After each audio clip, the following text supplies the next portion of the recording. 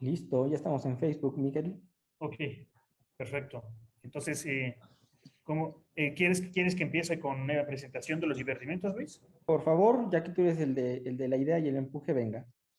Muy bien, entonces, solo que creo que no se ve en la diapositiva, ¿no? Sí, la estamos ¿Sí? viendo. Sí, ¿Sí se ve en Facebook? sí, sí. Ok, perfecto. Bueno, pues bienvenidos a todos, gracias por estar aquí. Entonces, les presento los divertimentos de física.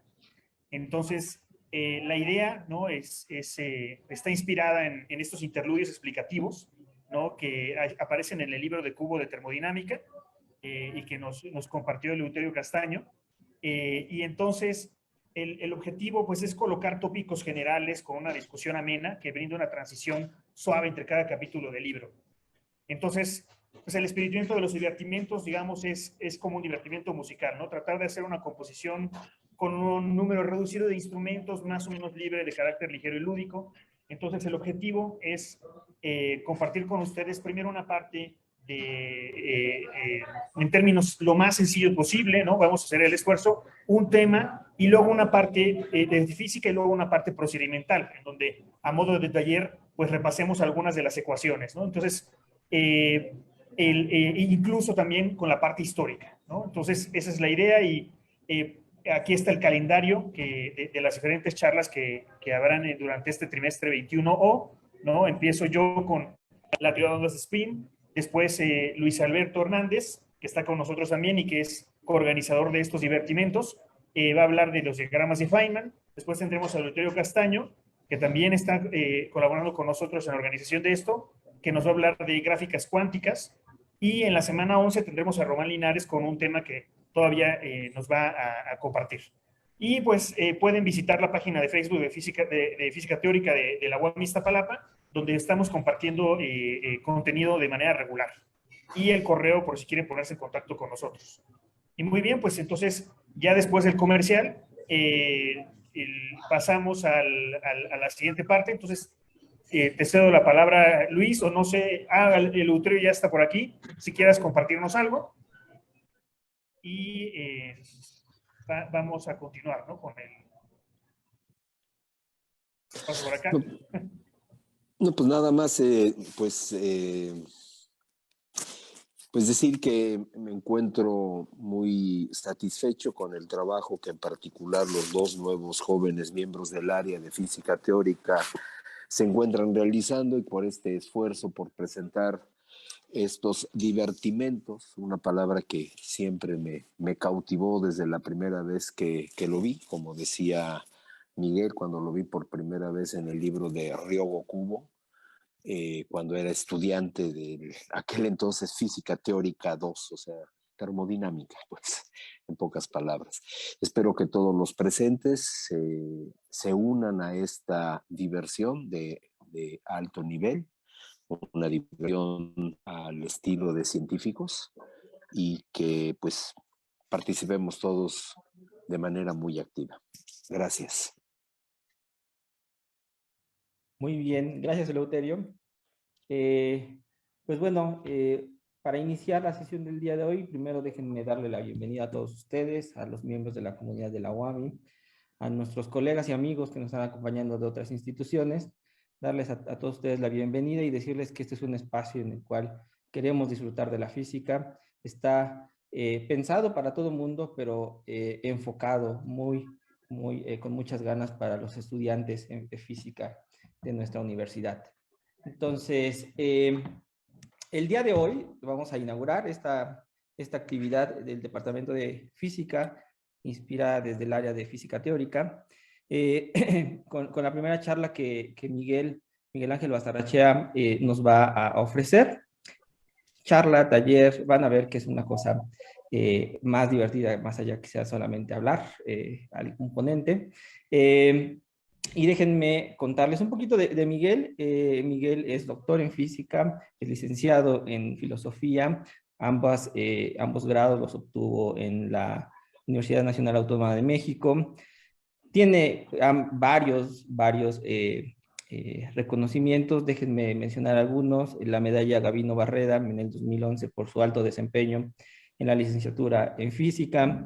Desde el 2019 es parte del Sistema Nacional de Investigadores, que es un sistema del Consejo Nacional de Ciencia y Tecnología. Actualmente, ya casi un año, ¿verdad? Que Miguel está como profesor visitante en el Departamento de Física de la UAM Unidad de Iztapalapa. Ha realizado estancias postdoctorales en México, en Alemania, en Dinamarca. Cuenta con más de 20 artículos publicados en las revistas más importantes a nivel internacional.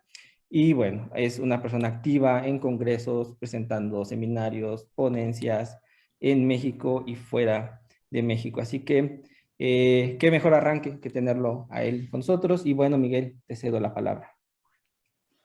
Muy bien, pues muchísimas gracias, Luis, por la presentación, y de nuevo gracias a todos por estar aquí. Y bueno, pues hoy voy a tratar de hablar, ¿no? De introducir el concepto de la teoría de ondas de spin en una primera parte de la charla. Hablaré de los antecedentes e historias de este problema, es decir, voy a hablar acerca del magnetismo y del magnetismo cuántico. Después el plan, si es que me da tiempo, ya veremos, es calcular el caso de un ferromagneto. En el abstract había puesto que también el antiferromagneto, pero es muy poco tiempo para desarrollar todo, ¿no? Vamos a ver primero con el ferromagneto y luego vamos a ver cuál es la relevancia actual y la discusión, ¿no? Unas pinceladas al respecto, ¿no? Para abrir como preguntas y demás.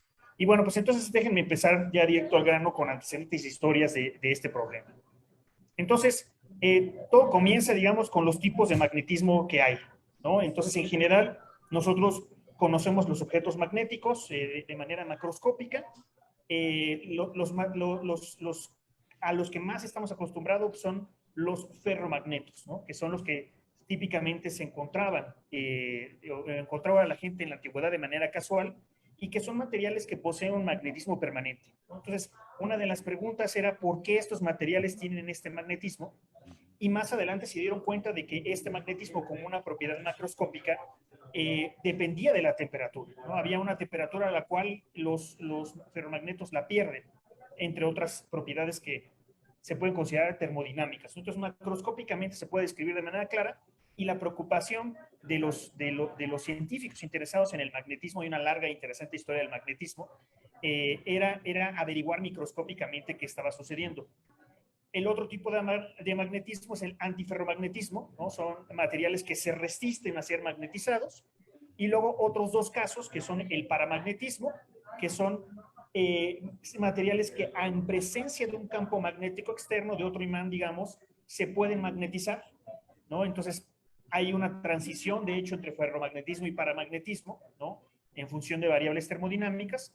Y el diamagnetismo, que son materiales que repelen débilmente a los campos magnéticos externos. Entonces, como una idea general. Ahora, ya anticipando, por supuesto, lo que va a suceder es que vamos a poder pensar a un material magnético como compuesto de átomos, y que cada uno de estos átomos está caracterizado por un spin.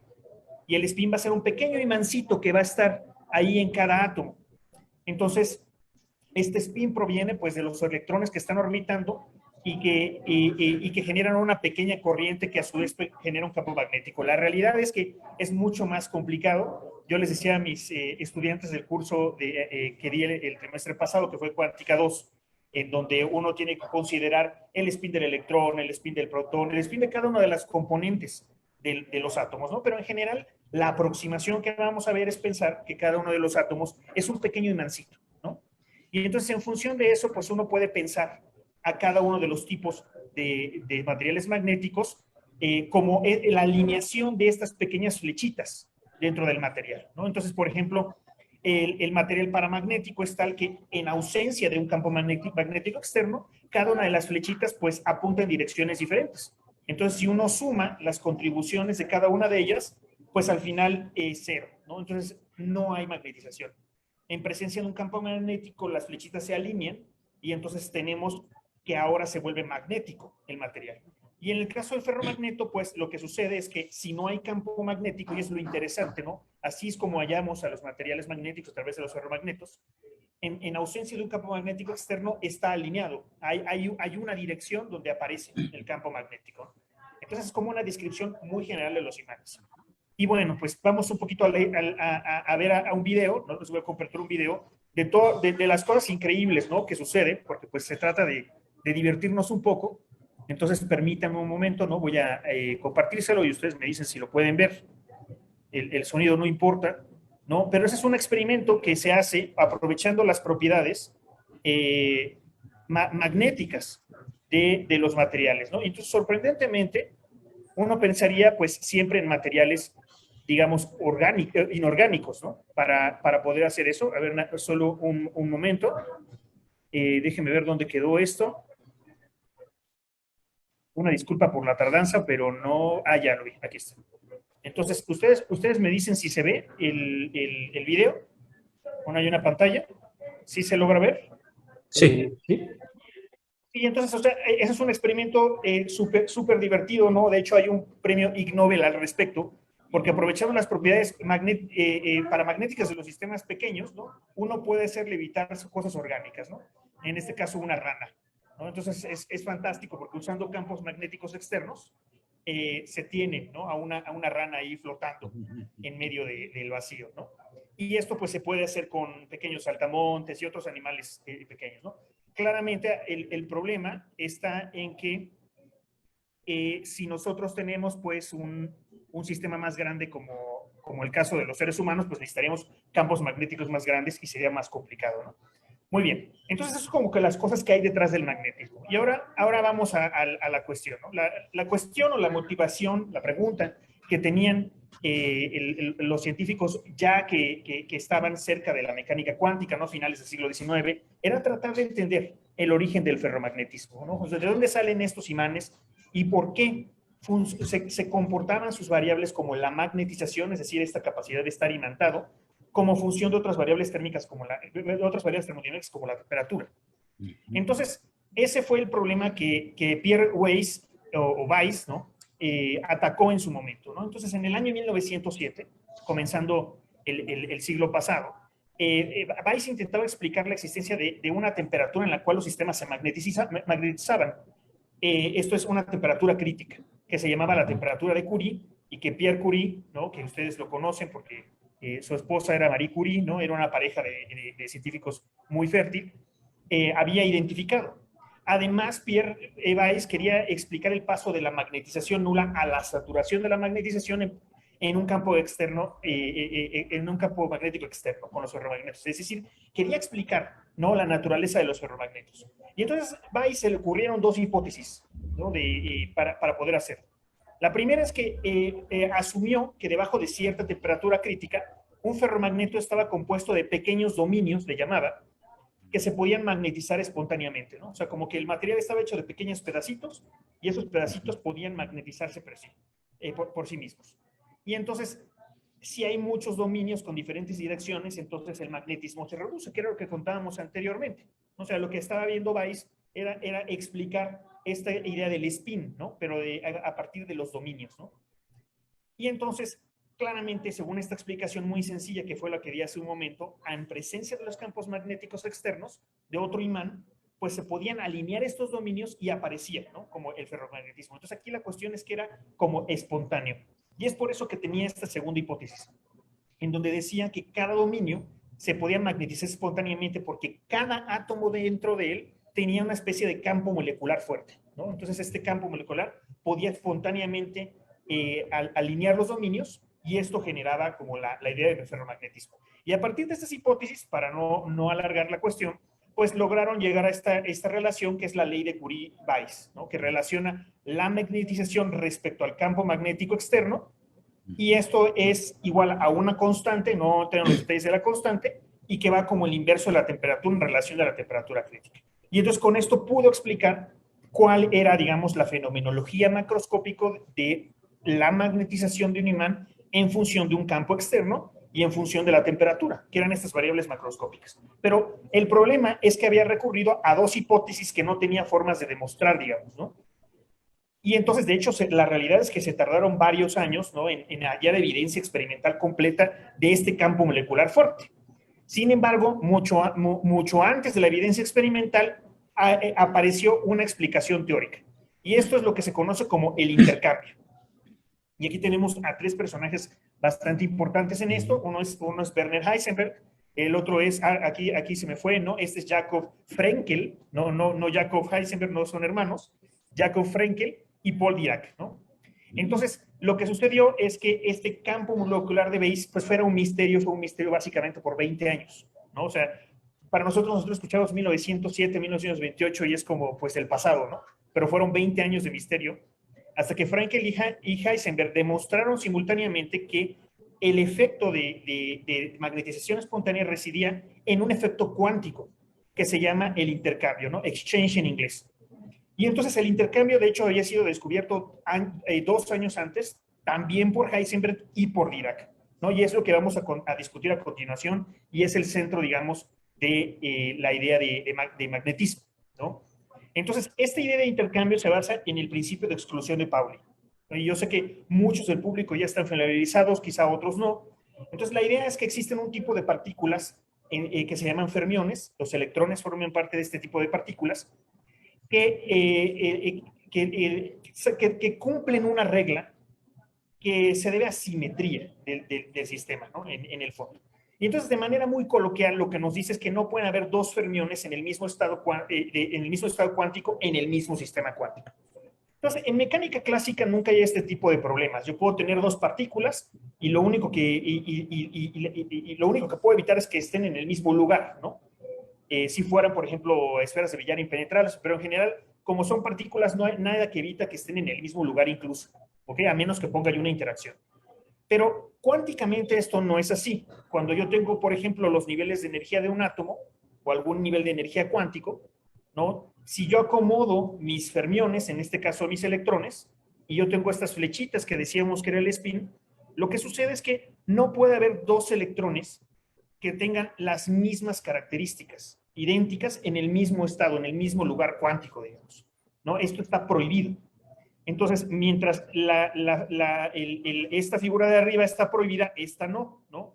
Y eso sucede con el átomo de hidrógeno, ¿no? Cuando uno va acomodando los electrones a lo largo del espectro del átomo de hidrógeno, se tienen que acomodar las flechitas al revés porque no pueden estar paralelos o antiparalelos, ¿no? Ese es el principio de exclusión de Pauli. O sea, en términos muy coloquiales, es como pensar que vamos a acomodar alumnos en pupitres, en un salón, y pues no pueden haber dos alumnos a la vez en el mismo salón que tengan la misma posición, las mismas características, digamos. O sea, puedo sentar a un alumno con los brazos hacia arriba y puedo sentar a otro alumno con los brazos en horizontal y esos dos pueden estar ahí.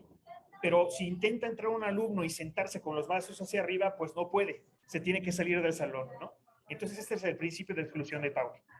Y entonces resulta que este principio, que no tiene origen de ninguna fuerza fundamental, es una característica de acomodos de las partículas del sistema, tiene un efecto físico importante y va a ser el origen del magnetismo. Entonces lo que sucede es lo siguiente, ¿no? Podemos pensar en los átomos como en un átomo hidrogenoide, en el que yo tengo un centro positivo, ¿no? Con carga positiva y se van acomodando los electrones, ¿no? Y entonces, como les decía, si este es un nivel atómico, entonces puedo tener electrones arriba y hacia abajo, eso se vale, pero no puedo tener los dos en la flecha porque lo prohíbe el principio de exclusión de Pauli, ¿no? Y entonces esto resulta que se puede describir, ¿no? Y aquí no vamos a entrar tanto en los detalles de esta parte de teoría de física atómica, se puede escribir una función simétrica o una función asisimétrica de los electrones dependiendo de sus espines, ¿no? Y entonces, por ejemplo, la función simétrica nos dice que si L y M son los números que identifican cada una de estas órbitas y R1, R2 son las posiciones de los electrones, no puede haber electrones que estén en el mismo estado porque esa función se cancela. Y esa es la forma en que matemáticamente pues, se evita que esto suceda. Pero lo que es importante es que desde física atómica, ¿no? Se dieron cuenta, sobre todo Dirac y Heisenberg, que uno puede, que existe una energía que se llama JLM, energía de intercambio, de hecho es una integral que tiene que ver con las funciones de onda, pero pues no vamos a meter mucho más en eso, en la que si mi energía es la energía cinética de mi electrón, que si tengo la energía cinética del electrón, aparece esta energía que se llama energía de intercambio, que me dice, ¿no? Que si tengo esta función simétrica, la tengo que sumar y si tengo la antisimétrica, la tengo que restar. ¿Qué significa esto? Significa que si yo tengo a las dos partículas en espines diferentes, ¿no? Es para poder voltear una de las flechitas, necesito energía. ¿Por qué? Porque hay una exclusión, algo que me prohíbe estar en esta posición, ¿no? Entonces yo necesito invertir energía para voltear una de las flechas. Y entonces esta diferencia energética J entre espines paralelos y antiparalelos es lo que se conoce como la energía de intercambio, la energía que me cuesta para voltear flechas. Y entonces lo que se dio cuenta Dirac es que podía ser una descripción energética, una descripción hamiltoniana, en donde tenía la energía cinética y este término donde se están multiplicando estas flechitas que ahorita voy a hablar que son, ¿no? Estos son los espines, y que a partir de un hamiltoniano de este tipo se podía obtener esta energía de intercambio, estas dos energías. Entonces, que este tipo de hamiltoniano, este tipo de descripción energética, me podría describir lo que pasaba en los átomos. Y entonces, ¿qué sucede? ¿No? Estas flechitas son los espines, ¿no? Son unas flechas en la que yo tengo una componente X, Y y Z, ¿no? Eso es una flecha tridimensional. Y luego tengo otra flecha tridimensional. Y lo que se dio cuenta es que había una energía, ¿no? O sea, yo puedo poner esas flechas en cualquier dirección que se me ocurra, ¿no? Entonces, hay una energía que me va a costar ponerlas paralelas, digamos, ¿no? O ponerlas al revés. Y esa es la energía de intercambio. Entonces, resulta que debido a este principio de exclusión de Pauli, los electrones se comportan como si hubiese una especie de interacción fuerte entre ellos debido a la repulsión. Pero al mismo tiempo, los electrones son partículas cargadas, entonces tienen lo que se llama la fuerza de Coulomb, ¿no? Entonces, en realidad es una interacción eléctrica que se repele, ¿no? La fuerza de Coulomb es una fuerza repulsiva, ¿no? Aquí debería tener un más, ¿no? Se me fue, ahí debe ser un más. Hay una fuerza de repulsión entre cargas iguales, que es el conocimiento que ya se sabía del electromagnetismo desde siempre, y está esta energía de intercambio. Pero entonces resulta que los electrones con spin paralelo, como no pueden estar juntos, no pueden estar cerca, entonces la repulsión del Coulomb se reduce por ellos, ¿no? Entonces yo tengo la energía, la repulsión colombiana, pero se ve reducida por este efecto que evita que estén juntos, ¿no? Y entonces esto va a ser, en el fondo, la razón del ferromagnetismo. Yo ahorita voy a describir por qué, ¿no? Entonces resulta que el ferromagnetismo va a ser un efecto puramente cuántico que va a salir de esta fuerza de intercambio, ¿ok? Lo cual es bastante sorprendente porque, como voy a comentar más adelante, ¿no? Bueno, hoy alguna vez lo comento, el origen del magnetismo no son fuerzas magnéticas, sino son fuerzas electrostáticas. Es la combinación de fuerzas electrostáticas como esta repulsión colombiana y la energía que me cuesta girar las flechitas, ¿no? que tiene que ver del principio de exclusión de Pauli, lo que produce el magnetismo macroscópico al que estamos acostumbrados. Digo, a grosso modo, o sea, cabe destacar que el problema del ferromagnetismo y el problema del magnetismo en general todavía sigue siendo tema de investigación. Hay muchísimas cosas que no se entienden, ¿no? Pero esto permitió, digamos, dar una descripción microscópica de lo que había encontrado Weiss, ¿no? Entonces, la idea de Heisenberg y de Frenkel fue describir al ferromagneto como un conjunto de átomos, ¿no? un cristal de átomos, cuyos espines, es decir, las flechitas, tienen esta interacción energética del tiempo de intercambio. Y esto nos lleva a lo que se conoce como el modelo de Heisenberg, que es esta figura, ¿no? Entonces, aquí estoy colocando una red bidimensional, no solo para propósitos prácticos, porque en lo que sigue voy a hacer algunas cuentas con la red bidimensional. O sea, esto puede ser una red de espines de una dimensión, de dos, o un cubo, ¿no? O sea, el tratamiento para el magnetismo fue, pues, un cubo, ¿no? Porque son sólidos tridimensionales.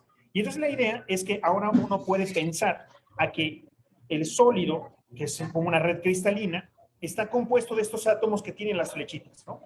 Y entonces la magnetización va a tener que ver, como en las imágenes que les mostré al principio, con el hecho de que las flechas se pueden poner paralelas o antiparalelas. Entonces, me va a costar siempre levantar a las flechas en una dirección.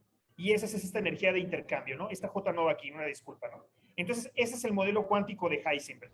La idea es que cada una de estas flechas, ¿no? Dependiendo de su dirección, van a interactuar y va a haber una energía que me va a costar dependiendo de los sitios. I y J son las etiquetas que me determinan los sitios que tengo, ¿no? Los diferentes sitios del sistema. Y entonces, como les mencionaba, ¿no? Lo sorprendente de esto es que una teoría del magnetismo basta con fuerzas electrostáticas y se pueden ignorar, ¿no? O sea, en cierta medida, los campos magnéticos del material, ¿no? Lo cual es fantástico porque lo que sabemos del electromagnetismo en la actualidad, pues es que la electricidad y el magnetismo pues, son el mismo fenómeno, ¿verdad? Pero para muchos efectos, pues uno trabaja con los campos eléctricos o con los campos magnéticos. Y resulta que aquí, justo, no necesito un campo eléctrico cambiante en el tiempo. Perdón, un campo magnético, ¿no? Cambiante en el tiempo, o un campo magnético siquiera, solo basta con esta repulsión colombiana y con lo que me cuesta voltear las flechitas debido al principio de exclusión de Pauli, ¿no? Muy bien, y entonces con eso nos vamos moviendo a la teoría de ondas de spin.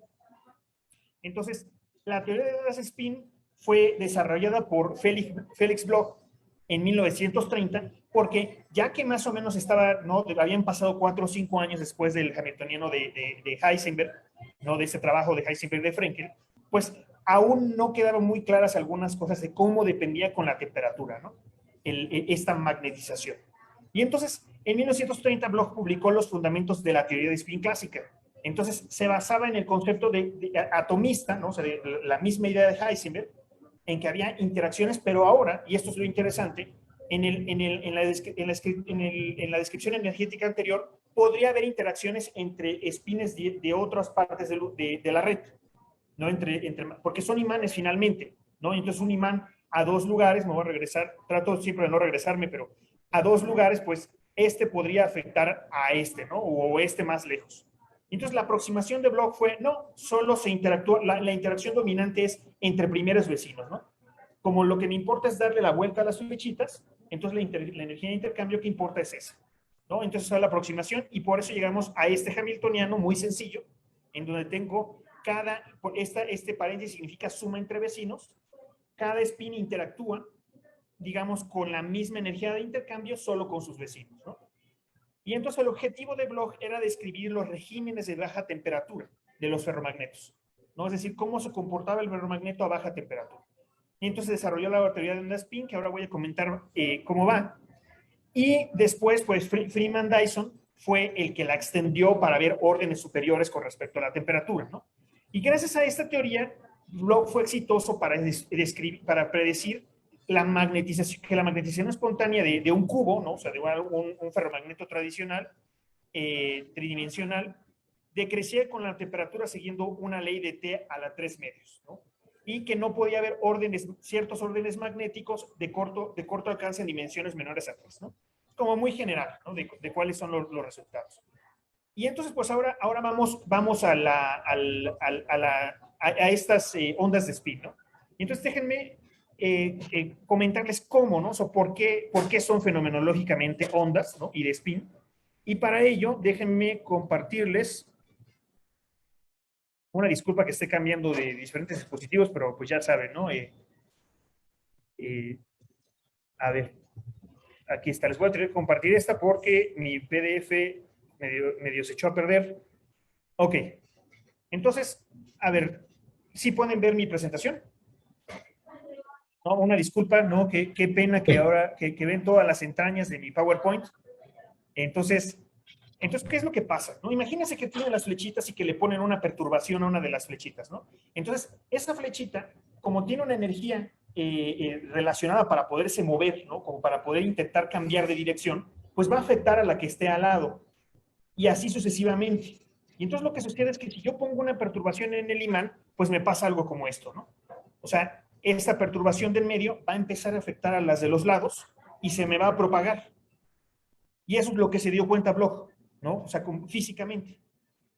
Y entonces, este movimiento, ¿no? Lo podemos considerar, ¿no? De manera muy sencilla como una especie de onda que se está propagando en el sistema.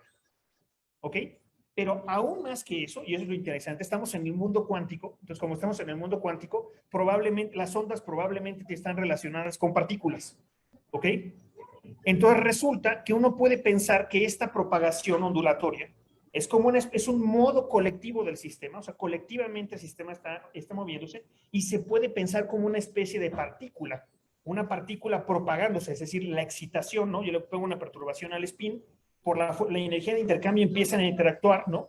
Empiezan a expresarse energía y entonces la energía se propaga a través de una excitación que puedo pensar como una partícula, ¿no? O una cuasi partícula.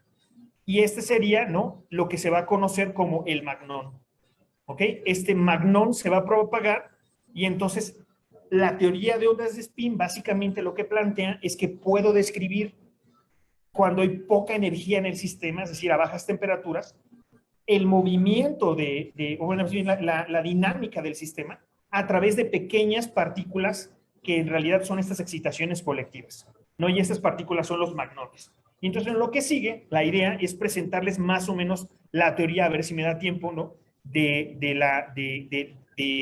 Bloch, ¿no? Que es la teoría de ondas de spin. Y eso me lleva a la segunda parte.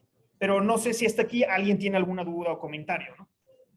También, o sea, no es un seminario tan formal, es una charla, ¿no? Entonces, si quieren comentar algo adelante, ¿no? Los profesores, los estudiantes, que si tienen alguna duda, adelante.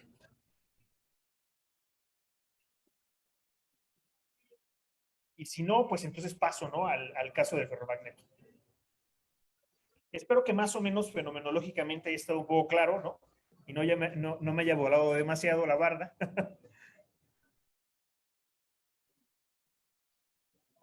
Muy bien. Entonces, si no hay comentarios, ajá. Yo tengo una pregunta.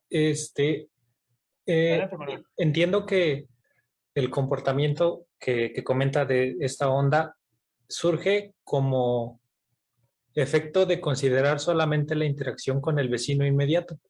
Si Ajá. yo considerara una interacción de más alcance, no solamente el vecino inmediato, sino vecinos, digamos, a órdenes superiores, Claro. ¿se presenta algo parecido o...? Claro. Y de hecho es fascinante porque cuando tú consideras vecinos subsecuentes, lo que sucede es que, o sea, hay muchas direcciones en las que puedes seguir, ¿no? Son problemas complejos en general. Pero una cosa que puedes pensar es que estos magnones pueden interactuar entre sí, ¿no? O sea, como se genera una perturbación y esta cuasipartícula empieza a moverse en el material, pero como hay influencia de vecinos de orden superior, entonces tú puedes pensar que se generan otros magnones y que los magnones van a interactuar. Entonces es fascinante porque tú puedes pensar que el sólido magnético tiene adentro un gas de magnones y eso sería, en lo que estábamos viendo de primero los vecinos, pues lo puedes pensar como un gas ideal de magnones. Y cuando empiezas a considerar siguientes vecinos u órdenes superiores de tu teoría, empieza a ser un gas interactuante. Y eso va a estar relacionado con transiciones de fase y cosas así. ¿Ok? Ok, gracias. Bueno, ¿no? Entonces, a ver si me da tiempo. Empezamos un poquito tarde, pero voy a delinear las cosas, ¿no? El plan era arrastrar un poco el lápiz, ¿no? Pero vamos a ver si bueno, la pluma virtual, ¿no? Yo tengo una pluma virtual. Pero bueno, ¿no? Entonces, la idea es la siguiente, o sea, nosotros tenemos, ya aquí empieza un poco más abstracto porque es como la parte de tipo taller, ¿no? Si están interesados en ver esto, ¿no? Igual los estudiantes, seguro algunos ya lo vieron en sus cursos, ¿no? Y les sirve como repaso, etcétera, ¿no? Entonces aquí la idea es que tomamos el Hamiltoniano de Heisenberg, donde tenemos esos espines, y haciendo la proyección, esto se resulta en lo siguiente, ¿no? O sea, tengo un operador hamiltoniano cuántico, tengo los operadores en la dirección X, en Y y en Z, ¿no? Y entonces aquí es conveniente usar operadores de escalera para resolver el problema. ¿Qué son estos operadores de escalera? Pues resulta, ¿no? que estos espines, estas flechitas, son momento angular cuántico, ¿no? Y por momento angular cuántico me refiero a que, como es momento angular, nos dan la cantidad, la inercia que tiene el objeto para rotar, ¿no? Ese es el momento angular. Como es cuántico, resulta que en mecánica cuántica las rotaciones son discretas. Es decir, hay rotaciones que yo no puedo tomar un objeto y hacerlo rotar como yo quiera, digamos, ¿no? Sino que esas rotaciones están cuantizadas, ¿no? Entonces, por ejemplo, en dirección Z, si quiero yo rotar un objeto cuántico, entonces tengo que hacer como pasos específicos para rotarlo, ¿no? Y pues los que ya lo saben, eso significa que estos operadores de escalera y de ascenso y de descenso me crean una excitación de momento angular o me la destruyen. Es decir, me mueven un pasito para aquí o un pasito de regreso, ¿no? Con el spin en la rotación, ¿no? Entonces, usando que Sx es igual a S más, ¿no? o sea, esta descripción general para mi sistema, pues simplemente resulta que se transforma en la siguiente expresión, ¿no? Entonces, esta la voy a dar por sentada, ¿no? Esta es la expresión con la que vamos a partir, ¿no? Entonces, ahí no hay ninguna aproximación. Ese es mi hamiltoniano, ¿no? De spin, el de Heisenberg. Y ahora sí, lo que sigue es que la teoría de ondas spin va a consistir en pensar que los spines se pueden expresar en términos de esta excitación colectiva, del magnón, ¿ok? Esa es la parte crucial. Y entonces para eso aparece esto que se llama la aproximación. Déjenme pasarme para acá porque yo sigo la presentación, ¿no? Y debí pasarme aquí a mi PDF, ¿no? Entonces, ya, listo, ¿no? Ahora sí pueden verlo, ¿verdad? Y entonces la idea es que aparece esta que se llama la transformación de Goldstein-Primakov, ¿no? Que por ahí Jorge en el público es muy familiar con ella. Y entonces la que hace la transformación de Goldstein-Primakov es llevar estas flechas y su movimiento a pensar a que son esta partícula que se mueve en el material, ¿no? Y entonces hay un mapeo que me permite llevar a cada una de las direcciones, a cada componente del spin, a esta partícula. Entonces, por ejemplo, esta SZ, ¿no? La dirección Z me va a representar el número de partículas que tengo, el número de magnones que hay en el sistema, ¿no? Entonces, si la componente SZ es grande, tengo muchos magnones, ¿no? Y por eso me queda esto, ¿no? El S más va a tener que ver con la destrucción de un magnón y el S menos va a tener que ver con la creación de un magnón en el sistema, ¿no? Entonces, estas partículas pueden aparecer o desaparecer dentro del material. Y luego estas raíces extrañas acá están ahí para asegurar que el número de magnones, o sea, el número de magnones que tengo en cada sitio, porque recuerden que tenemos sitios, está conservado, o sea, que está limitado por el valor total del momento angular. Entonces, ¿cuál es la aproximación, no? Bueno, y aquí esas son partes algebraicas, ¿no? O sea, B, daga y B representan que en un sitio me aparece de pronto un magnón, ¿no? Ese sería B, daga, I. Y B, I representa que en ese sitio desaparece el magnón. Y estos magnones, para los que sabemos cuántica, pues siguen las reglas de conmutación de un bosón. Entonces, ¿cuál es la aproximación de la teoría de ondas de spin? Es suponer que a bajas temperaturas el número de magnones, el número de perturbaciones que hay en el material, es mucho más pequeña que los spines que tengo en el sistema, ¿no? O sea que yo tomo las flechitas y no le estoy pegando tanto para crear muchas perturbaciones. Y entonces podemos aproximar esta raíz a un 1 y entonces esto nos permite mapear las cosas de tal manera que estos operadores de escalera se convierten nada más en estos operadores de creación y aniquilación por este factor raíz de 2S, ¿no? Donde ese es el spin que tengamos en el sistema. ¿Ok? Entonces, bueno, a ver, y en lo que sigue, la idea es revisar el caso del ferromagneto bidimensional. Entonces, vamos a pensar que tenemos una red bidimensional, tenemos un número n de sitios, ¿no? nx en esta dirección por ny. Cada uno de estos spines tiene un número de vecinos. En este caso, en esta red bidimensional cuadrada, pues hay 4 vecinos, ¿no? 1, 2, 3, 4. ¿No? Entonces, cada uno de ellos puede interactuar con uno de esos 4 vecinos. Luego, A es la distancia entre sitios. Y delta van a ser los vectores de primeros vecinos, que son estas flechas rojas, ¿no? O sea, si yo quiero localizar a los vectores de primeros vecinos, pues aquí tengo un 1 de A hacia arriba, 0 en esta dirección, y al revés, ¿no? 0 y A en la otra dirección, ¿no? Entonces, esta es la idea. Y bueno, pues a ver, no creo que me dé tiempo a hacer todas las cuentas, pero podemos intentar hacer algunas de ellas, ¿no? Y si no me da mucho tiempo, pues ya vamos les digo el resultado, ¿no? Entonces, déjenme, me voy a pasar aquí a una pizarra virtual. Aquí está. ¿Sí la pueden ver? Sí. Perfecto, ¿no? Y entonces, pues vamos a hacer la cuenta, ¿no? A ver si nos sale, ¿no? Porque luego se puede extender bastante, ¿no? Entonces, déjenme poner acá, ¿no? O sea, vamos a empezar con el hamiltoniano, ¿no? Que es este hamiltoniano de Heisenberg. Y como quedamos, pues esto es el operador de intercambio, ¿no? Los primeros vecinos, y tenemos los espines, ¿no? El spin en I en dirección Z, J en dirección Z, y luego más 1/2 de SI más SIJ menos, más SI menos SJ más, ¿no? ¿Y qué nos dice? Pues simplemente nos dice ese hamiltoniano, tienes la interacción en Z, y acá tienes una interacción de que se crea una excitación de spin en este sitio, y en el otro se está destruyendo, ¿no? Que eso es lo que significan los S, ¿no? Y entonces ahora hay que aplicar la transformación de Holstein-Primakov, ¿no?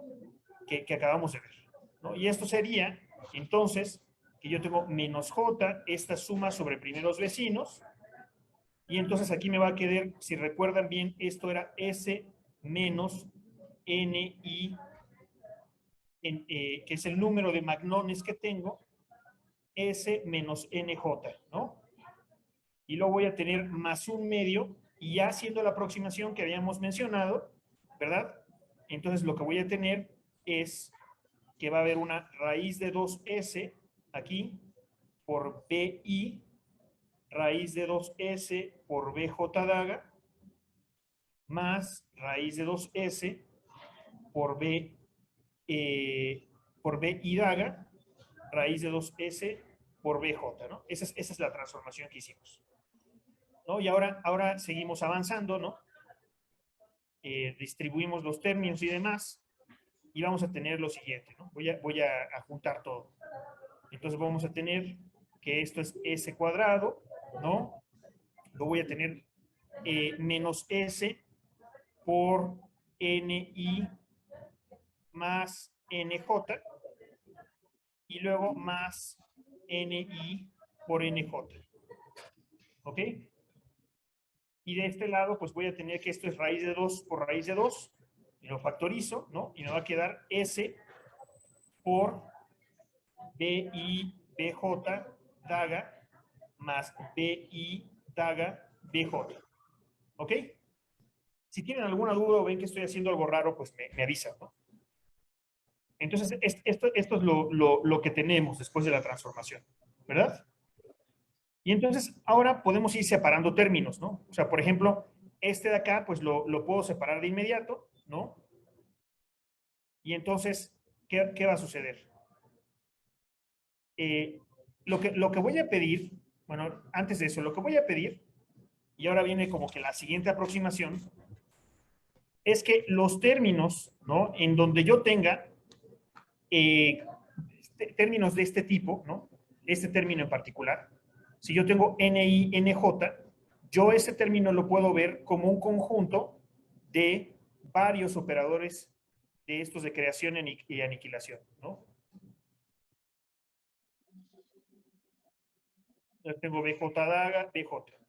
Y entonces, este término es un término no lineal. Entonces, ¿por qué no lineal? Porque ahora ya tengo una interacción entre magnones, ¿no? O sea, aquí tengo como número de magnones, ¿no? Por número de magnones. Entonces, la siguiente aproximación es lo que se llama, o sea, hasta donde íbamos era la teoría de espines, de ondas de spin. La siguiente aproximación es la teoría de ondas de espines lineal, ¿ok? Teoría lineal, ¿no? De ondas de spin. Y esto va en relación con la pregunta que había hecho Emanuel. Si yo tengo más de primeros vecinos, van a haber más términos no lineales que voy a tener que considerar. En este caso, con primeros vecinos ya me aparece este término y lo voy a despreciar para poder seguir haciendo el cálculo, digamos. ¿Ok? Muy bien, entonces, nada más un momento.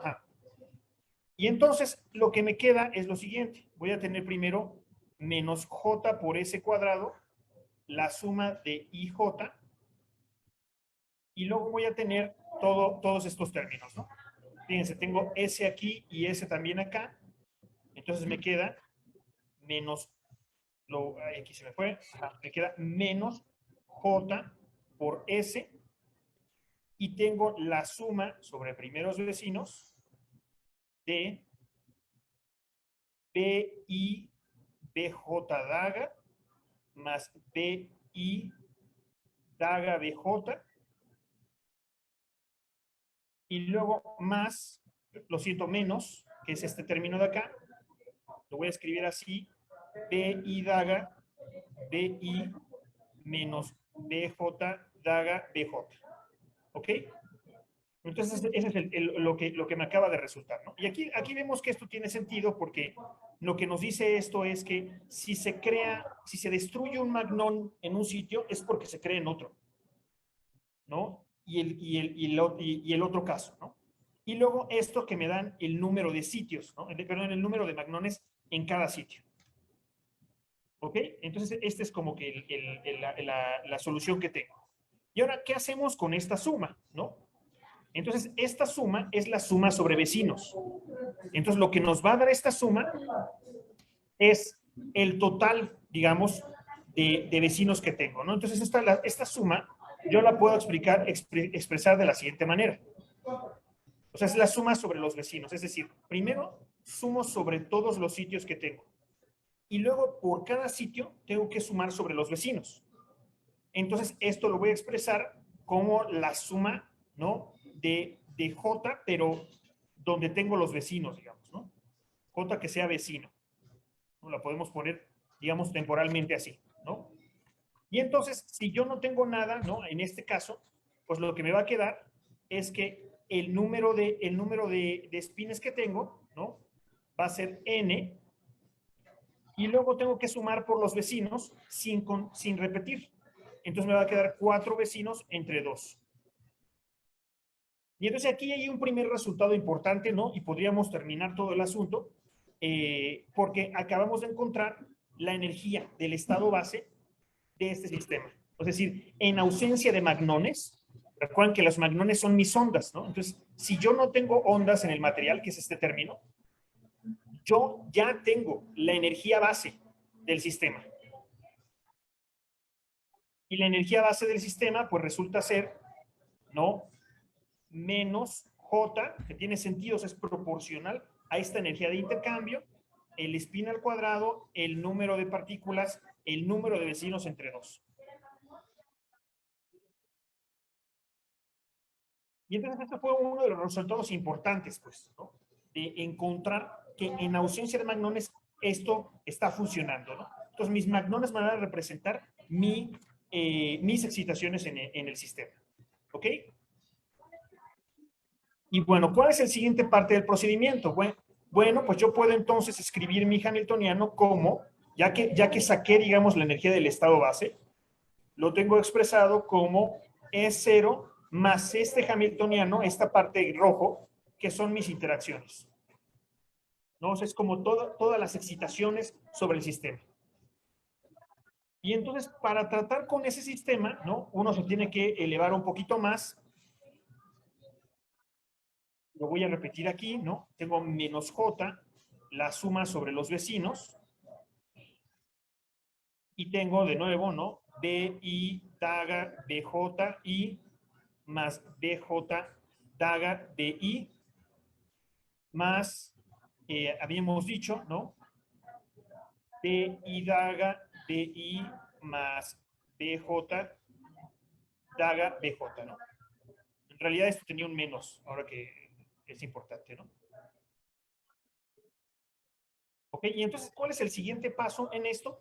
Pues es que aquí tenemos las excitaciones sobre los sitios. Pero, por ejemplo, si a mí me interesa describir la dinámica de esta partícula del magnón en el material, yo lo que quisiera encontrar sería la energía cinética, ¿no? Del magnón.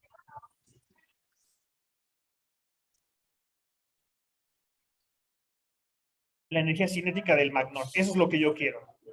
Entonces, lo que uno hace es representar los operadores que corresponden a sitios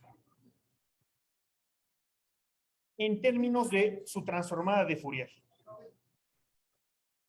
Es decir, escribo a mi magnón de la siguiente manera, como menos I veces K, ¿no? Le voy a poner aquí J para que no se confunda, K, que es el momento que tengan en la dirección J, y luego por este operador en K. Es decir, cambio la creación de un magnón en un sitio por la creación de un magnón con cierta velocidad. Aquí K me representa mi velocidad, ¿no? Es el vector de onda, ¿ok? Entonces hago esto para el BI y para el BJ y sustituyo, ¿no?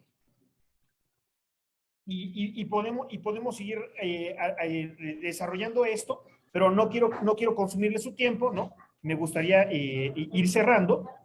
Entonces, una vez que uno hace esa sustitución, pues uno puede obtener entonces que el hamiltoniano, o sea, la descripción energética, se puede escribir como la suma sobre el momento, ¿no? Ahora uno cambia el número sitio del momento, de epsilon K, que sería la energía del magnón, por la creación de magnones con cierto momento, ¿ok? Es el resultado. Mi intención era derivar exactamente este resultado, pero igual, ¿no? Luego me puedo hacer unas notas y se los comparto, ¿no? Para no extendernos mucho más de tiempo. Entonces, puedo llegar desde esta descripción a una en la que lo que tengo es la creación y aniquilación de estas partículas dentro del material. O sea, imagínense el material como un conjunto, como les decía, ¿no? El sólido magnético, tengo la excitación de estas ondas que a su vez las puedo ver como partículas por modos colectivos, y esta es su energía cinética. ¿Ok? Muy bien. Entonces, me regreso aquí a mi presentación. No estaba preparado por si no me daba tiempo. Ese es el resultado, ¿no? El resultado es que una vez que uno hace esta transformación, la transformada de Fourier, y uno pasa a un hamiltoniano que tiene lo que le decimos la forma diagonal. Es decir, yo puedo decir que el hamiltoniano es esta energía base, ¿no? Esta energía mínima en ausencia de cualquier excitación, y luego las excitaciones aparecen con esta energía cinética, ¿no? Que se llama, en realidad, en el argot de estado sólido, relación de dispersión, ¿no? Porque conecta la energía con el momento, ¿no? Pero que para nuestra visión de partículas es básicamente la energía cinética de los magnones. Y resulta que esta energía cinética es esta, ¿no? Va de manera natural, como iba la energía del estado base, como proporcional al número de vecinos y proporcional a la energía de intercambio, porque esa es la energía base, ¿no? de nuestro sistema, y es proporcional a este factor 1 menos gamma K, donde gamma K, ¿no? Aquí miren, aquí me equivoqué, ¿no? Y ahora dice magón, ¿no? Qué vergüenza. Los correctores de estilo nos traicionan. Y entonces esta cantidad es un coseno. Un coseno de K por esta delta que habíamos dicho hace un momento, ¿no? Que eran los vectores de los primeros vecinos. Y entonces lo que nos queda es esto, ¿no? Ese es el mapa. Como estamos en 2 dimensiones, esta red bidimensional con la que les dije que íbamos a trabajar, entonces tenemos que la energía, ¿no? Esta es una figura de la energía cinética del magnón como función de las componentes de momento, ¿no? Y entonces con esto podemos ver si dependiendo de qué es la dirección, ¿no? Cuáles son sus componentes en X y Y qué tan rápido va, cuál va a ser la energía que tenga, ¿no? Entonces, por ejemplo, vemos algo natural, ¿no? Si disminuimos la energía, ¿no? Si nos vamos a K igual a 0, entonces vamos a esta región azul, esto se ve aquí, ¿no? Si K es igual a 0, pues 1 menos 1 se cancela y nos queda 0, ¿no? Entonces, si disminuimos el momento, ¿no? Si disminuimos la inercia que tienen estos magnones, pues se quedan sin energía. En cambio, si vamos aumentando la energía, por ejemplo, la velocidad en cierta dirección, empiezan a aumentar su velocidad, ¿no?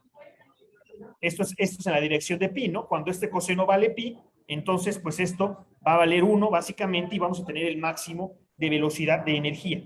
Entonces lo que nos dice es una descripción dinámica de cómo estas pelotitas, ¿no? Van moviéndose en el material, y entonces con esto tenemos una descripción de cómo es que el ferromagneto, digamos, distribuye su energía ante perturbaciones, ¿no? En el material. Y bueno, pues entonces esto era básicamente lo que les quería contar, ¿no? Entonces, para no extendernos más, comenzamos un poquito tarde, ¿no?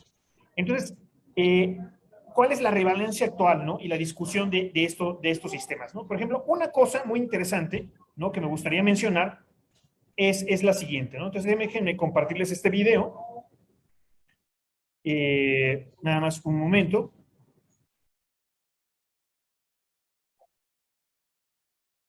Aquí está, ¿no? Y entonces, por ejemplo, lo que estamos hablando, pues es una versión simplificada, ¿no? Del ferromagnetismo.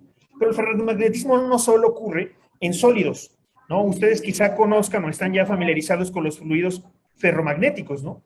Entonces, imagínense, ¿no? Todo el terreno que hay ¿sí lo pueden ver? ¿Pueden ver el video? Sí. Sí, imagínense todo lo que puede haber, ¿no? Con esto, ¿no? Este es un fluido que tiene propiedades ferromagnéticas, ¿no? Y entonces está imantado y uno puede hacer juegos con esto, ¿no? Ya hay muchísimos videos en YouTube donde la gente se dedica a jugar con esto, ¿no?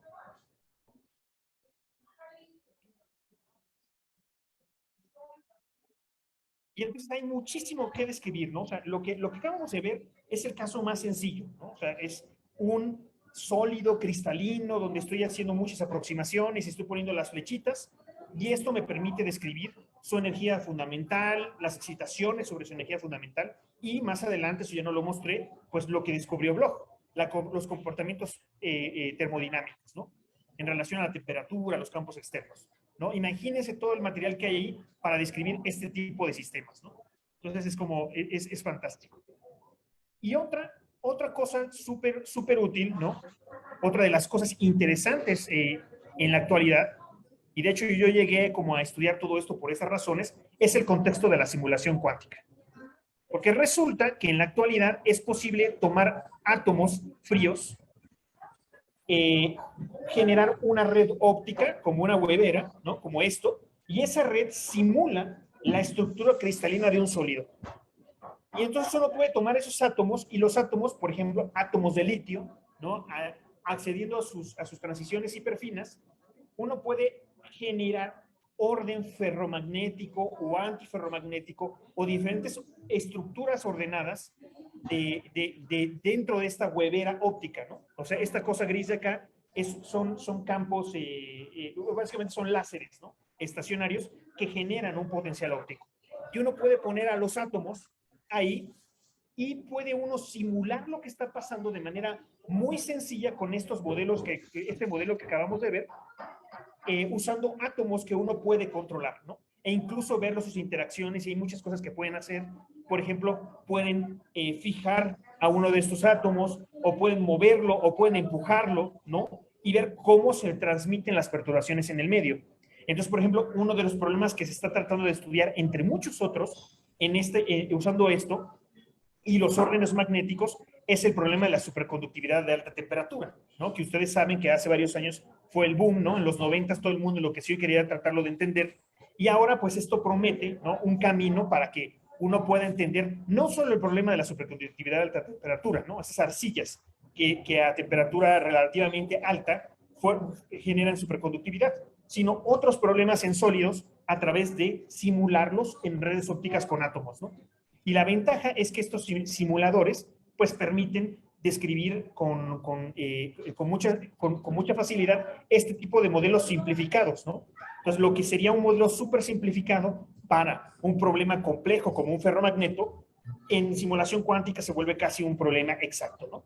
Entonces, como una promesa para revelar estos fenómenos. Y bueno, ¿no? Entonces, esto es lo que quería contar, ¿no? Mi plan era detallar un poquito más acerca del cálculo, ¿no? Pero me temía que no iba a dar tiempo. Y entonces, pues, les agradezco mucho por su atención. Me pueden encontrar en redes sociales, ¿no? Casi saben dónde vivo.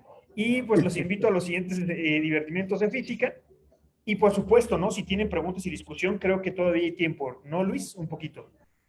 Sí, todavía hay tiempo. Muchísimas gracias, Miguel, por esta muy bonita casi hora de hablar de física.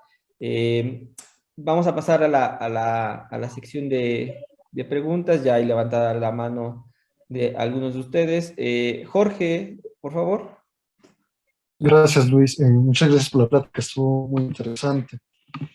Tal vez no sé qué tan tonta sea esta pregunta, pero cuando tú hablas de ondas de spin, ¿son ondas en el sentido de la ecuación de onda? Lo pregunto porque muchas veces en el argot uno habla de ondas de calor y, por ejemplo, pues eso no es una ecuación de onda. En este sentido, ¿pasa y fenómenos ondulatorios como tal relacionados? Sí, yo creo que es excelente tu pregunta, ¿no? Te agradezco mucho que la hayas hecho, ¿no? O sea, en primer lugar tiene que ver con que tienes una relación de dispersión, ¿no? O sea, una relación de energía-momento, ¿no? Pero tú puedes, de hecho, hacer una aproximación semiclásica de este problema, ¿no? O sea, tú puedes tomar a tus magnones y a los spines y hacer una aproximación semiclásica. Y desde esa perspectiva, sí puedes plantearlo como si fuera una onda, ¿no? La transferencia de energía en el sistema, ¿no? Con una relación de dispersión aproximada a esto, ¿no? Entonces, sí son ondas en ese sentido, ¿no? Pero obviamente esa descripción va a ser una descripción de campo medio, ¿no? O sea, no te va a dar como Claro, las detalles, ¿no? Y lo que uno quiere aquí es ver cuáles son las excitaciones por encima, ¿no? Del estado base, ¿no? De temperatura cero, ¿no? Entonces aquí, o sea, esta expresión me dice, si tienes temperatura cero, pues tienes esto, ¿no? Y si aparecen esas excitaciones, es una descripción cuántica de esas ondas, pero lo puede ser semiclásico. claro. Ok, vale, muchas gracias. Muy bien, también Ricardo, habías levantado la mano, por favor. Gracias, ¿sí me escuchan? Sí, Sí, sí. sí, sí. Hola, Qué Ricardo. tal, Miki? Ya Hola, estaba hola. esperando tus preguntas, Ricardo. Ah, oye, y qué bueno porque está relacionado con lo que te preguntaron y con lo que contestaste. Entonces, ahorita me surgió la duda, así más o menos a grosso modo, ¿qué diferencias o qué similitudes tiene el modelo de Heisenberg, que tienes aquí cuántico, con el modelo de Ising, que está relacionado, supongo, con lo que estabas diciendo de una descripción de campo medio? ¿Qué podemos esperar en uno y en el otro? O sea, ¿qué podría explicar este que no el de Ising y al revés? O sea, me quedó la duda ahorita nada más. Bueno, claro, sí, y también es una excelente pregunta. O sea, aquí la cosa es que en el modelo de Heisenberg, ¿no? Si lo quieres ver así, esta es como una descripción general, porque asume que los espines pueden estar en cualquier dirección, ¿no? E interactuar contra ellos, en ellos en cualquier dirección.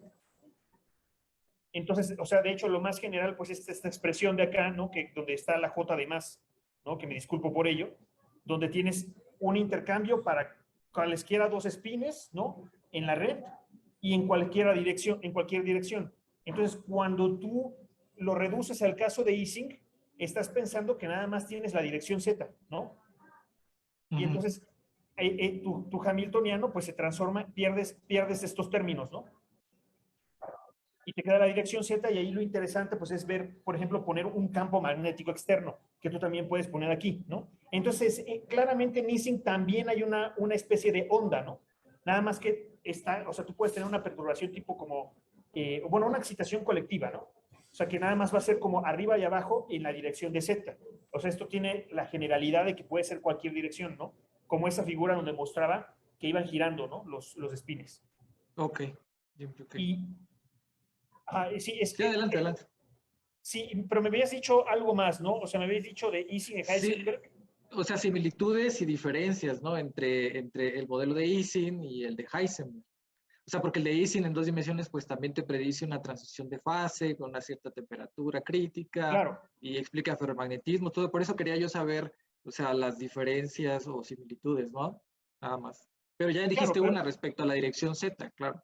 claro, es que esa va a ser la relevante, ¿no? Ok, va. Bueno, muchas gracias, ¿eh? Y bueno, a lo mejor hay Sí, más no. preguntas. Gracias. Sí, gracias, Ricardo.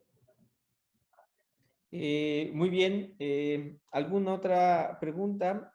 Si gustan levantar la mano de manera virtual, o bien abrir su micrófono y hacer la pregunta, adelante.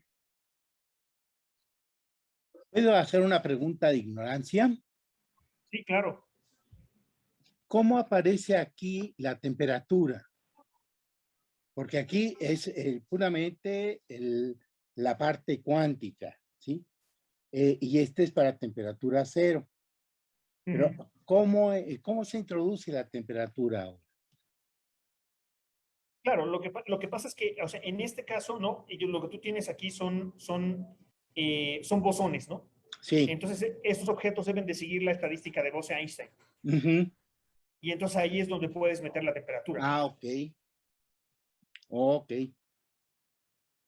Y ahí depende del tipo de teoría que quieras hacer, ¿no? O sea, se puede hacer una teoría, por ejemplo, de campos térmicos, Ujú, y ahí tienes directo las estadísticas de Bose ujú. para estos objetos, ¿no? y puedes tratar como las interacciones de los magnones y tan complicado como pueda ser, pero esencialmente está ahí, ¿no? Ah, ok, ok. Y entonces cuando tú tienes esta descripción, ¿no? Ujú, O sea, esta es la energía a temperatura cero. ujú, ujú. Cuando tú prendes la temperatura, aparece esta energía y aquí tendrías tu distribución de Bose-Einstein, ¿no? Porque este es el número de bosones Ujú, que ujú. tienes con ese momento. Mm. Ah, ok. Gracias, qué amable. Sí, de nada. No, yo creo que excelente pregunta también, ¿no? Porque hablé de la temperatura al principio y luego desapareció, ¿no? Ujú, sí. Muy bien. Irlanda, Gracias, profesor. Pues muy interesante su plática, doctor Bastarrachea. Tengo una Gracias. pregunta respecto al fluido ferromagnético que pasó en uno de los videos. Ajá. Am, con esta teoría se puede predecir esa distribución tan peculiar que forma el fluido en contacto con el metal, esa geometría que parece como los piquitos de un caparazón. No, no, con esta teoría no se puede, ¿no? Porque esta teoría asume que tienes un cristal y que están bien posicionados los espines, ¿no? De acuerdo, y como hace rato Ajá. habló sobre que diversas aproximaciones se podía pensar como un gas interactuante, Claro, quizás. claro, pero ajá, y es muy interesante lo que planteas, ¿no? O sea, aquí como que esa perspectiva, esa forma de pensarlo, es porque tienes a la caja, ¿no? Bien definida, Ujú. que sería el sólido. Y entonces las excitaciones las puedes pensar, ¿no? Como si fueran unas partículas de gas que andan por ahí. O sea, cuando tú ya tienes el fluido, ahí lo interesante es que rompes la estructura cristalina y de hecho es un problema súper complicado porque tienes interacciones que pueden ser o sea, de dos cuerpos, ¿no? O sea, por ejemplo, dos átomos, ¿no? Con spin chocando o de n cuerpos, ¿no? Que es el gran problema de fluidos. Entonces, o sea, esta descripción que les presenté, lo que dice, ¿no? Es que uno puede pensar a las excitaciones básicas de un ferromagneto sólido como ondas de spin, ¿no? Probablemente uno podría, bueno, seguramente uno tiene excitaciones de ese tipo en el líquido, pero ahí el problema es que vas a tener choques entre los, digamos, las partículas materiales que soportan a los spines, ¿no? De acuerdo. O sea, tu red se va a romper, ¿no? Y entonces el problema es mucho, mucho más complicado, ¿no? Microscópicamente, ¿no? Termodinámicamente, pues tú puedes plantear, ¿no? Que tiene magnetización, tiene campo magnético externo, temperatura, densidad y demás, y sí lo puedes resolver como macroscópicamente, ¿no? Porque aparte puedes medir funciones de respuesta. El problema Ujú. es lo microscópico, ¿no? De acuerdo, muchas gracias. muy bien, tenemos por ahí otra pregunta, Rodrigo. Sí, buenas tardes. Gracias por la charla. Eh, me queda un poco la duda, digo, entiendo que por cuestiones de tiempo ya no fue posible, pero justamente me queda la duda de cómo haces esta descripción para el caso que mencionabas en el cartel de antiferromagnetos. Esa es buenísima, ¿no? Porque ahí lo que sucede es que si tú tienes tu red, o sea, en el caso, eso ya no lo comenté justo por la falta de tiempo, ¿no? Pero el caso ferromagnético es tal que tú piensas, ¿no? Que tu estado base es tal, lo déjame irme hasta la figura del principio, ¿no? Piensas que tu estado base es tal que en ausencia de temperatura, en ausencia de lo que sea, ¿no? De campo magnético, todos los espines están apuntando en una dirección, ¿no? Entonces tienes un campo magnético permanente. El antiferromagneto es tal en que en cada sitio, en vez de tener los dos hacia arriba, tienes uno arriba y uno abajo. Están ordenados así al revés. Entonces el campo magnético total es cero, ¿no? Y eso es lo que hace que cuando tú pongas un campo externo, evitas que como que se volteen, ¿no? Entonces ahí lo interesante es que sigues el mismo razonamiento, nada más que lo que puedes hacer es tomar todas las, o sea, aparecen como dos subredes, digamos, ¿no? O sea, tienes todas las que están hacia arriba y todas las que están hacia abajo, aplicas una transformación canónica y todas las que están hacia abajo las pones hacia arriba. Y entonces el antiferromagneto es como una especie de ferromagneto cuando lo resuelves y cuando te regresas, ¿no? El efecto de que tenía hacia abajo cambia la relación de dispersión, ¿no? O sea, la relación energía-momento. Y entonces ya no es tal que tienes en el centro cero, sino que tienes como una resistencia, ¿no? O sea, debido, ¿no? A que están volteados así. Y ese es el procedimiento, ¿no? Bueno, uno de tantos, o sea, hay varias formas de resolverlo, pero una es transformar el antiferromagneto en un ferromagneto, matemáticamente. Ok, vale, gracias. Y bueno, nada más otra rápida. Entonces, este mismo fenómeno no podría como también esperarse como para un paramagneto. Digamos, si lo magnetizamos, cuando le aplicamos un campo magnético externo y luego se lo quitamos, entonces no podríamos tener como también este efecto. Claro, es que eso tenía que ver con la pregunta de la temperatura, ¿no? Lo que pasa es que este sistema, ¿no? Aquí como se los mostré, no depende de la temperatura. Cuando tú pones la dependencia térmica, entonces puedes predecir, y eso fue lo que sucedió con Bloch y compañía, ¿no? Bueno, desde antes, que el sistema va a pasar, o sea, fíjate, a temperatura cero tienes el ferromagneto, ¿no? Pero, digamos, la forma más simple de verlo es que si tú pones efectos térmicos, como que la creación de los magnones empieza a ser desordenada, ¿ok?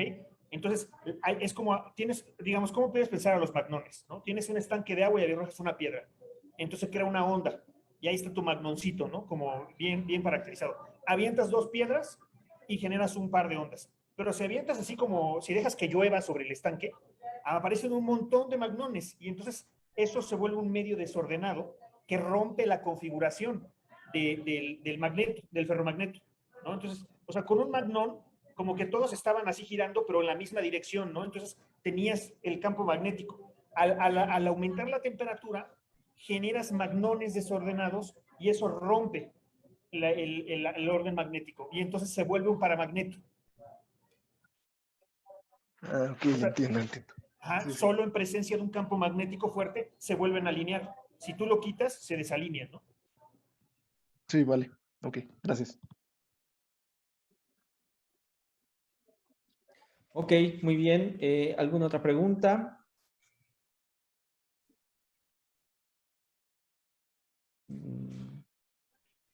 Ok, ya no veo más manos levantadas. Bueno, si ya no hay más preguntas, ya son... ¿Puedo hacer un comentario nada más? Claro que sí. Miguel, muy bonita plática y yo creo que estaría perfecto si esto lo escribes para el boletín, como ya te claro, había sí. platicado, porque queda muy claro, sobre todo, de dónde aparece el magnetismo, ¿no? Y la teoría realmente está muy bien explicada, muy claro. Claro. Entonces, te felicito por adelante. Yo tengo reunión el próximo viernes y voy a proponer que te enviemos una invitación, ¿ok? Sí, excelente, muchísimas gracias. Pues No, sí, ya gracias además, a ti. saber los lineamientos y pues se arma, ¿no? Ok, hecho. Pues muchas gracias y muchas felicidades. Muchas gracias. Muy bien. Eleuterio, Miguel, ¿algo que quieran agregar para concluir nuestra sesión del día de hoy? No, pues yo creo que invitarlos, ¿no? De mi parte, invitarlos a los siguientes divertimentos, ¿no? No me voy a la de hasta arriba. Y el siguiente es en 3 semanas, ¿no? Van a ser cada 3 semanas. Y no sé, Eleuterio, si quieras agregar algo.